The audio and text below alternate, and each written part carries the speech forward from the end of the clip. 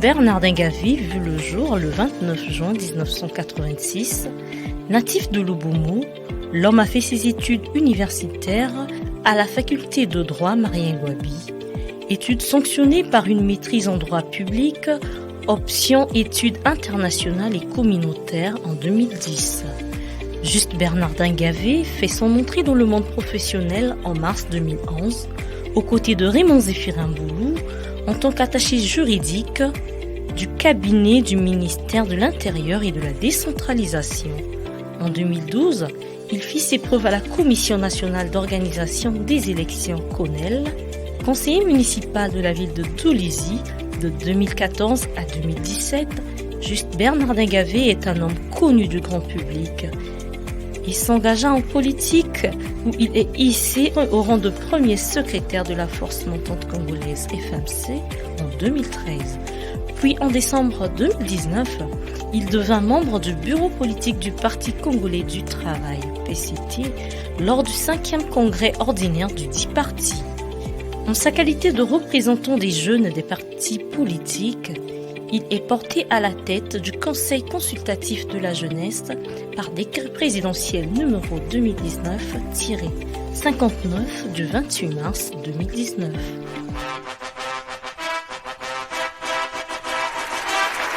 Monsieur Juste Bernardin Gavé, secrétaire exécutif du Conseil consultatif de la jeunesse.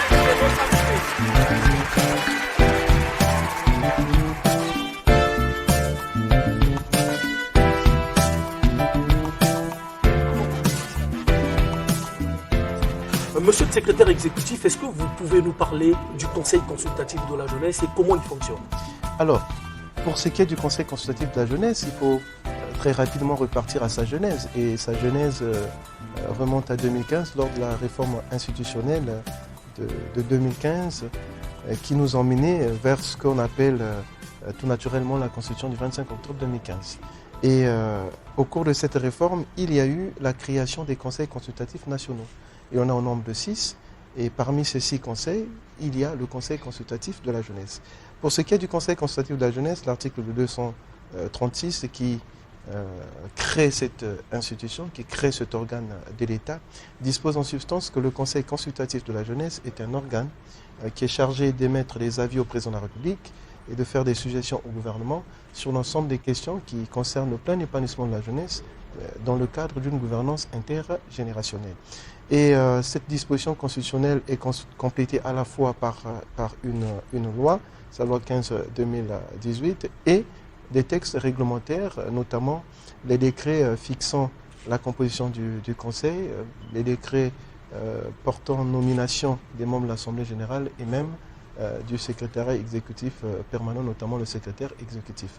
Mais à côté, il faut dire qu'en termes d'organisation, le Conseil consultatif de la jeunesse, c'est à la fois une Assemblée générale de 300 membres et un secrétariat exécutif permanent de 3 membres dirigé par un secrétaire exécutif que nous sommes et avec vous sur ce plateau. Merci, monsieur le secrétaire exécutif. Merci à vous.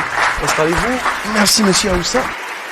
Très rapidement, avant que l'on aborde le vif du sujet, je suis tombé sur les réseaux sociaux. Il y a des jeunes qui se disent conseillers du chef de l'État. Est-ce que le statut du membre du Conseil consultatif de la jeunesse nous donne la posture du conseiller du chef de l'État? Bon, pour répondre à cette question, il faut repartir à la loi. Que dit la loi?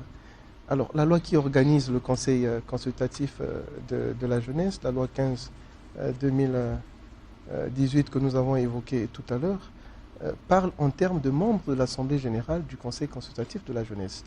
Et donc, à partir de ce moment-là, ceux qui sont au sein de l'Assemblée générale, si nous restons conformistes et légalistes, il s'agit bel et bien des membres de l'Assemblée générale.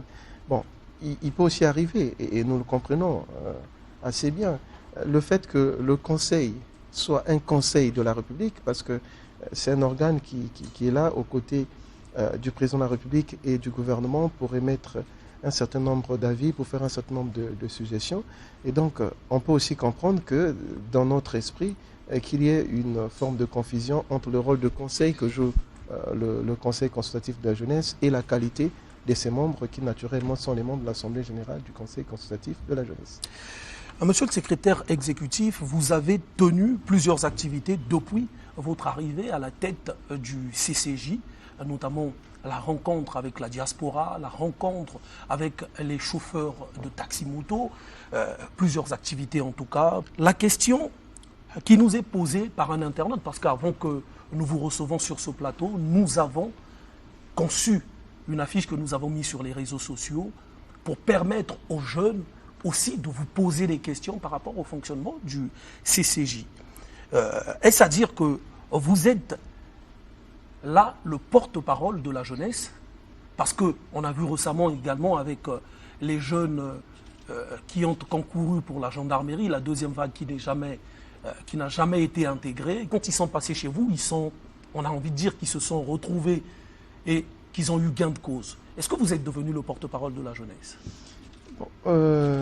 Ça serait assez osé de pouvoir se revêtir cette casquette ou cette attribution que ne nous confèrent pas les lois et règlements de la République. Il s'agit simplement de noter que oui, vous l'avez dit, que nous avons eu un certain nombre de contacts avec les jeunes de toutes catégories et de toutes les sphères, ce qui a constitué naturellement la toile de fond de l'activité du Conseil. Mais ce que nous voulons dire, c'est que ces rencontres ne constituent pas à elles seules, ou elles ne résument pas à elles seules l'activité du Conseil consultatif de la jeunesse, l'activité du secrétariat exécutif permanent du Conseil consultatif de la jeunesse. Tout à l'heure, d'entrée de jeu, nous avons dit que le Conseil consultatif de la jeunesse, c'est une assemblée générale et un secrétariat exécutif permanent. L'assemblée générale, si vous voulez, c'est l'organe délibérant qui est convoqué par le président de la République pour requérir l'avis des jeunes sur un certain nombre des questions, des problématiques que lui-même il juge nécessaires, puisque l'ordre du jour est fixé par le président de la République qui convoque le Conseil. Mais à côté, vous avez le secrétaire exécutif permanent qui, lui, gère l'institution au quotidien. Et donc, c'est dans le travail de gestion quotidienne de cette institution que nous arrivons à avoir des contacts, d'une part, avec les jeunes, qui constituent naturellement la matière première de notre existence, sinon de notre action, et de l'autre côté, auprès des pouvoirs publics, qui, pour nous, naturellement, sont les destinataires de notre action, les destinataires de nos réflexions. C'est la conjugaison de ces contacts, donc d'un côté avec les jeunes afin de requérir leur point de vue, des avis, ou en même temps de s'enquérir des différentes situations auxquelles ils sont confrontés, et le fait de relayer cela auprès de l'exécutif, que nous arrivons à obtenir un certain nombre de résultats. Mais au-delà de ça, vous avez dû constater que nous ne nous sommes pas arrêtés aux rencontres tant avec les jeunes qu'avec les pouvoirs publics au niveau de Brazzaville. Nous sommes allés à la rencontre des jeunes au-delà de Brazzaville. Nous avons été à Ouesso, nous avons été à Owando, nous avons été à Evo, respectivement dans la Songa, dans la cuvette et la cuvette ouest, là où nous avons eu des rencontres avec des jeunes, des rencontres intéressantes qui nous ont permis d'échanger avec ces jeunes sur l'ensemble des problématiques qui concernent leur épanouissement. Et au sortir de là, bien évidemment, il y a eu des rapports transmis à qui d'autre au dynamisme. Notre secrétaire exécutif permanent, donc parce que au-delà du secrétaire exécutif que je suis sur ce plateau, il y a toute une équipe, il y a deux autres secrétaires qui sont avec nous et à côté des collaborateurs qui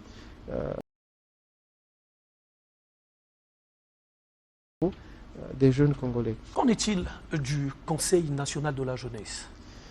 Bon, vous savez, le Conseil consultatif de la jeunesse est un organe qui est créé par la Constitution. Si vous voulez, c'est une institution constitutionnelle. Or, il se trouve que le Conseil national de la jeunesse, qui a existé jusqu'ici, était un organe qui a été placé sous la tutelle du ministère de la Jeunesse et de l'Éducation civique. Ceci dit, il sera très difficile pour nous de pouvoir répondre à une question qui concerne le statut ou la situation d'un instrument, d'un organe de l'État qui ne relève pas de notre compétence. Donc à partir de ce moment-là, je dirais simplement que nous sommes Conseil consultatif de la jeunesse, nous faisons ce que nous avons à faire, mais pour ce qui est du Conseil national de la jeunesse, les réponses ne sont pas à trouver à notre niveau. Nous allons aborder notre thème de ce jour qui est l'implication de la jeunesse au processus de développement. Je suis souvent tenté de croire que les jeunes se plaignent beaucoup, qu'on ne leur associe pas, qu'on leur donne pas l'opportunité de s'exprimer. Vous, qu'est-ce que vous pensez de cette situation? Alors, parler de l'expression des jeunes, il faut d'abord situer la chose dans le contexte. Dans le cadre d'un État, lorsque nous sommes au sein d'un État, il y a des espaces appropriés, il y a des espaces qui sont dédiés à la défense des intérêts des différentes catégories sociales, à l'expression de toutes les couches sociales, et c'est cela un État. Et lorsque vous êtes en République du Congo, vous avez différentes sphères, tant au niveau national qu'au niveau local. Vous avez aujourd'hui toute une gamme d'institutions et d'organes où on retrouve les jeunes. Vous avez dans toutes les sphères aujourd'hui, en République du Congo, des jeunes qui sont présents dans les différentes instances, dans les différents espaces où se prennent un certain nombre de décisions. Donc, à partir de ce moment-là... Pourtant, ils sont très minoritaires. Ils se plaignent parce que pour eux, ils se disent qu'ils n'ont que besoin d'être associés. Ils ont besoin d'être associés dans le processus de développement. Mais pour l'instant, ils sont très minoritaires parce qu'ils constituent 70% de la couche de la population congolaise. Monsieur Aoussa, alors, il y a deux choses entre les jeunes qui ne sont pas associés et les jeunes qui sont minoritaires au niveau des différents espaces où ils devraient participer à la décision. Si vous parlez de l'association, aujourd'hui, on peut être en mesure de dire que oui, il y a aujourd'hui les jeunes qui sont associés au processus de décision parce que dans différentes sphères de décision, on trouve des jeunes. Maintenant, si vous nous posez la question de la représentation numérique, tout naturellement, aujourd'hui, il est à constater que nous n'avons pas encore, certainement, beaucoup de jeunes qui sont présents à différents niveaux de responsabilité, mais tout ceci n'est qu'un processus. Tout ceci est un processus et aujourd'hui, il faut saluer les efforts qui sont déjà faits dans le cadre de la gouvernance intergénérationnelle au Congo, parce qu'aujourd'hui, la gouvernance intergénérationnelle au Congo n'est plus une vue de l'esprit.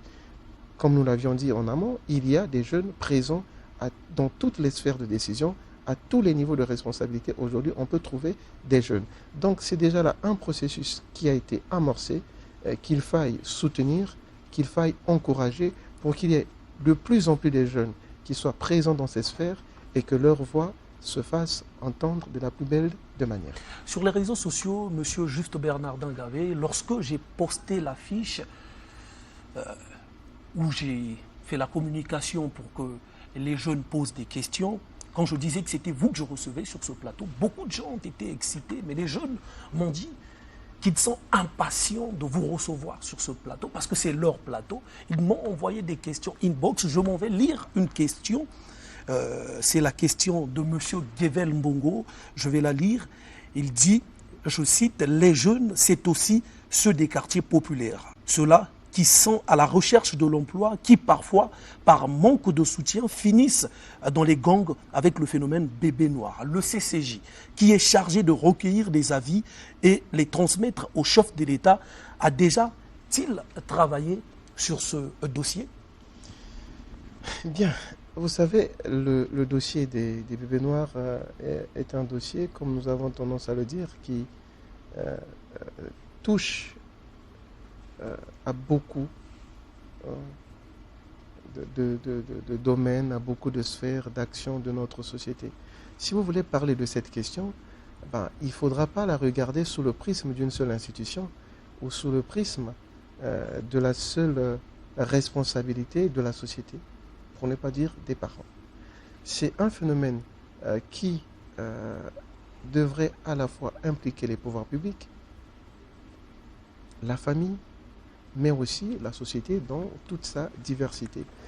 Maintenant, pour répondre à la question, oui, nous avons des réflexions, nous avons eu des contacts, non seulement avec les différentes structures juvéniles, mais même aussi au plan institutionnel avec les autres conseils. Nous avons eu des séances de travail, des réflexions sur ce phénomène.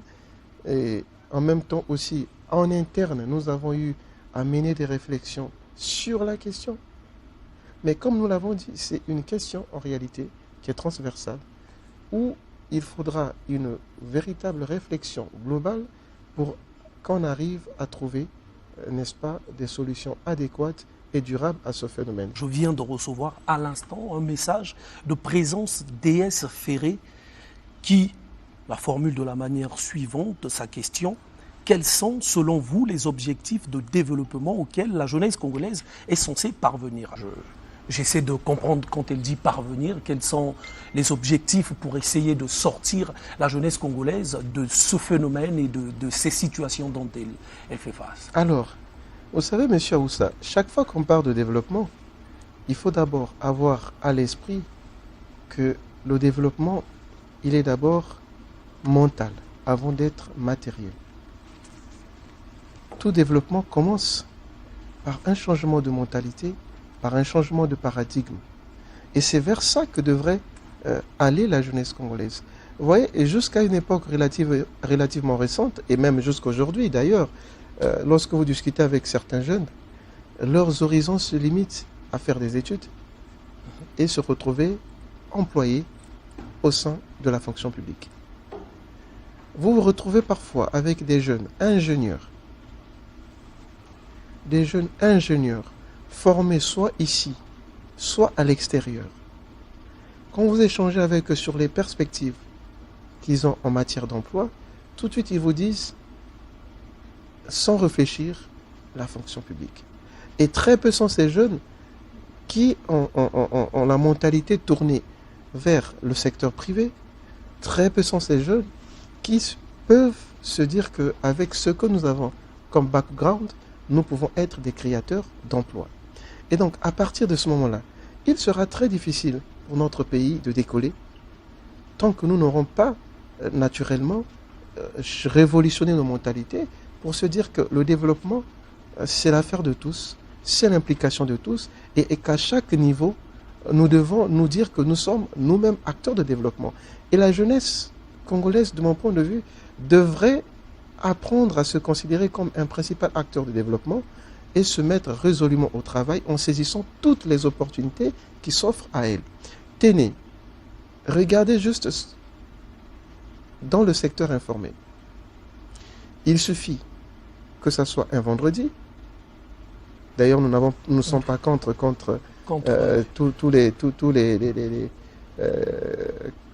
tous nos confrères africains qui sont installés au Congo, qui exercent dans le secteur informel. Mais il suffit seulement que nous soyons un vendredi autour de midi, ou que nous soyons dans une période de Ramadan comme celle que nous sommes en train de traverser, pour constater qu'aujourd'hui, le secteur informel en République du Congo est tenu par les étrangers. Bien sûr. Alors que nous avons des milliers et des milliers de jeunes qui, pour certains, sont dotés d'un certain nombre de compétences, mais qui ne s'intéressent pas à un secteur aussi important que celui-là. Quand vous rentrez dans le secteur des services, là aussi, il suffit de circuler, vous constaterez que même dans le secteur des services, nous avons laissé la main aux étrangers, nous avons laissé la main aux autres, alors que nous avons les compétences et les moyens de pouvoir exercer dans ces métiers. Mais pourtant, c'est beaucoup d'argent, c'est pourtant beaucoup d'emplois qui peuvent être créés dans ces secteurs. Il suffit seulement que nous puissions avoir cette mentalité de se dire que l'emploi le développement, ce n'est pas seulement l'affaire du gouvernement, c'est l'affaire de tous. J'espère que le message est passé. Monsieur Juste Bernardin Gavé, nous allons parler un peu de l'actualité avec la prestation de serment du chef de l'État Denis Sassou Nguesso hier.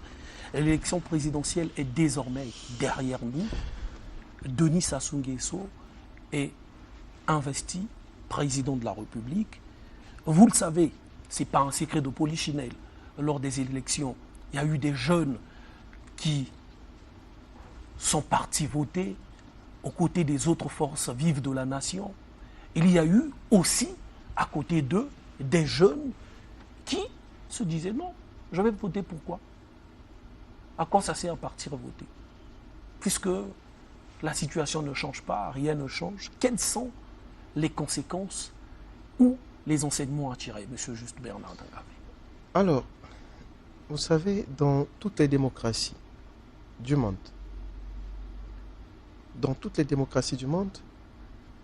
nous avons 3 types d'électeurs. Il y a de ceux qui partagent les opinions. Il y a de ceux qui s'opposent aux opinions. Et il y a de ceux qui n'accordent aucun intérêt à tout ce qui se passe. Vous comprendrez que c'est tout à fait naturel que même pour le cas du Congo, qu'il y ait de ceux qui se soient abstenus de voter.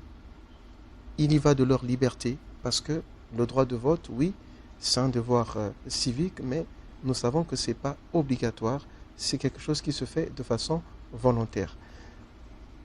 Mais au-delà, ce que nous voulons dire, c'est que les jeunes doivent être optimistes. Le jeune, ce n'est pas un défaitiste, non, bien au contraire. Le jeune, c'est quelqu'un qui doit s'armer d'optimisme et être aussi en mesure d'apprécier les progrès qui sont en train d'être réalisés. Pour le cas du Congo, M. Aoussa, vous conviendrez avec moi que le Congo d'aujourd'hui n'est pas le Congo d'il y a quelques années en arrière. Juste Bernardin Gavé, un nouveau gouvernement va être mis en place. Quelles sont vos attentes en matière de jeunesse? Nous ne pouvons pas avoir des attentes autres que celles des jeunes que nous avons rencontrés et que nous rencontrons. Et lorsqu'on fait plus ou moins la synthèse des différents échanges que nous avons avec les jeunes, les besoins des jeunes, déjà le président de la République lui-même qui s'est présenté devant le peuple congolais avec un projet de société, a cerné ses préoccupations. Elle tourne autour des questions d'éducation, de formation qualifiante, elle tourne autour des questions d'emploi, autour des questions d'accès aux soins de santé de qualité, mais aussi tout naturellement autour des opportunités pouvant favoriser l'éclosion de l'entrepreneuriat en milieu juvénile. Donc à partir de ce moment-là, nous disons simplement que pour le prochain gouvernement, les attentes des jeunes sont connues et nous pensons aussi que c'est parce que tout au long de sa campagne, le président de la République a eu à rassurer ces jeunes. Et d'ailleurs, il a encore fait hier lors de son investiture, si on peut le dire.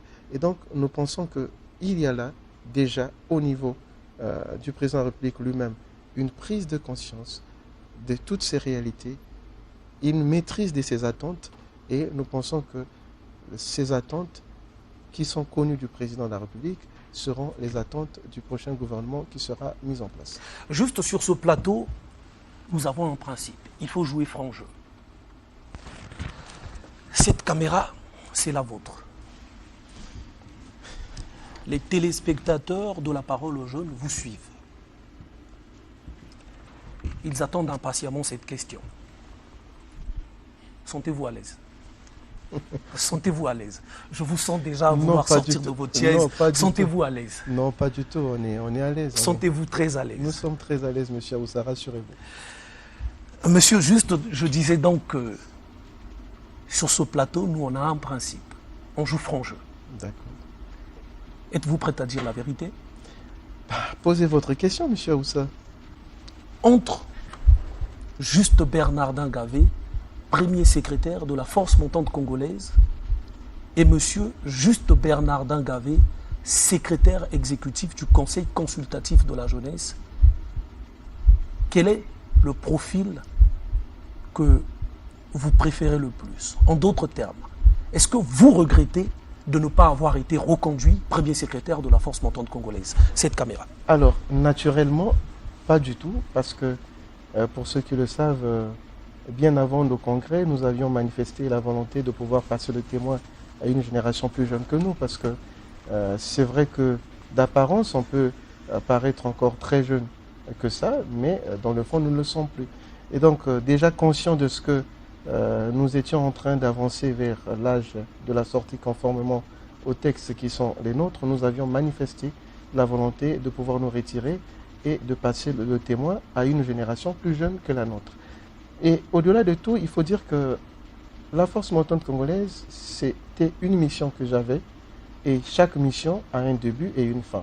Et on ne peut pas aujourd'hui ne pas reconnaître le bien que ça nous a fait de bénéficier de la confiance d'un si grand parti comme le Parti congolais du travail et de son président du comité central, en nous confiant pendant plus de 7 ans la gestion de son organisation de jeunesse. On ne peut qu'être reconnaissant et témoigner notre satisfaction et aussi dire toute la fierté que nous avons eue en assumant cette responsabilité. Mais comme nous l'avons dit, c'était une mission, elle est terminée. Aujourd'hui, nous avons été chargés d'une nouvelle mission qui est celle de pouvoir gérer le Conseil consultatif de la jeunesse. C'est ce que nous faisons. Et là aussi, nous avons conscience qu'un jour, notre mission au niveau du Conseil s'arrêtera et certainement que nous serons appelés à autre chose. Monsieur Juste Bernardin Gavé, je voudrais, avant qu'on se sépare, vous présenter le concept « La parole aux jeunes ». Si vous pouvez vous lever. Merci, avec plaisir. Vous voyez sur cette bâche, il y a des écrits. Ouais. On peut lire entrepreneuriat, politique, culture, art. Et le logo au milieu, c'est un jeune qui parle à côté, la parole aux jeunes. Nous avons conçu ce plateau pour la jeunesse congolaise dans toute sa diversité, mais en tout cas dans toute sa diversité. Nous avons réfléchi, nous avons créé ce concept. Votre appréciation? Alors, d'abord, c'est vous féliciter très sincèrement. Déjà, nous-mêmes, nous pensons qu'avant de quitter ce plateau, il était question de vous adresser nos sincères félicitations pour cette initiative. La parole aux jeunes, c'est un espace dédié aux jeunes et nous vous félicitons pour avoir pris cette initiative de pouvoir, n'est-ce pas, accorder la parole aux jeunes. Et d'autant nous sommes plus heureux de savoir que dans sa philosophie, l'émission tient en compte des jeunes dans toute leur diversité, que ce soit ceux qui sont dans l'entrepreneuriat, dans la politique, dans la culture, dans l'art. Et ça aussi, je peux dire que c'est quelque chose qui manque à notre société. Souvent, les profils que nous aimons valoriser et vendre sont les profils comme ceux de M. Gavé, qui a été premier secrétaire de la force montante congolaise, etc. Mais à côté, nous ignorons qu'il y a une jeunesse bien plus grande, talentueuse, qui se cache derrière et qui n'a juste que besoin d'être mis en lumière, d'être mis en valeur. Et pour ça, nous disons coup de chapeau à vous. Monsieur Juste, nous n'avons pas encore terminé. Nous avons deux petites questions avant de partir. D'accord. Dites-moi, il y a un gouvernement qui arrive. Ça vous tenterait? Si le chef de l'État vous confie une mission, serez-vous en même de travailler aux côtés des autres forces vives de la nation? Alors, je vous reprendrai très sincèrement et de la façon la plus claire, c'est qu'il ne faut pas spéculer sur les choses qui ne dépendent pas de nous. Nous ne spéculons pas. Heureusement que c'est conditionnel et donc si puisque nous ne sommes pas devant... le chef de l'État vous confie une mission... Alors, messieurs Aoussa, d'autant plus que nous ne sommes pas devant cette hypothèse, nous ne saurons vous donner une réponse. Vous avez bien dit que si, et comme aujourd'hui, nous avons d'abord une mission, parlez-nous de cette mission et nous serons heureux de vous répondre. Parce qu'aujourd'hui, nous nous présentons à vous en tant que secrétaire exécutif du Conseil consultatif de la jeunesse. Et la mission qui nous a été confiée jusqu'ici par le président de la République qui nous a nommé, c'est la gestion du Conseil consultatif de la jeunesse. Monsieur Bernardin Gavé, votre mot de la fin, un message à l'endroit de la jeunesse? Si un message que nous pouvons délivrer aux jeunes, c'est simplement de dire que il est tout à fait légitime qu'aujourd'hui, nous, en tant que jeunes, nous puissions revendiquer un certain nombre de choses de la part de l'État, de la part des pouvoirs publics, à qui nous avons confié nos suffrages ou la gestion du pays. Mais au-delà, nous pensons qu'il est temps quand même que nous puissions révolutionner nos mentalités et nous dire qu'on ne doit pas tout le temps rester dans une position attentiste, à se dire qu'est-ce que l'État devrait faire pour nous, mais nous devons aussi passer à l'action et se dire qu'est-ce que nous pouvons faire pour notre État, pour le développement de notre pays. Merci, chers téléspectateurs. Je rappelle que nous avons reçu M. Juste Bernardin Damier.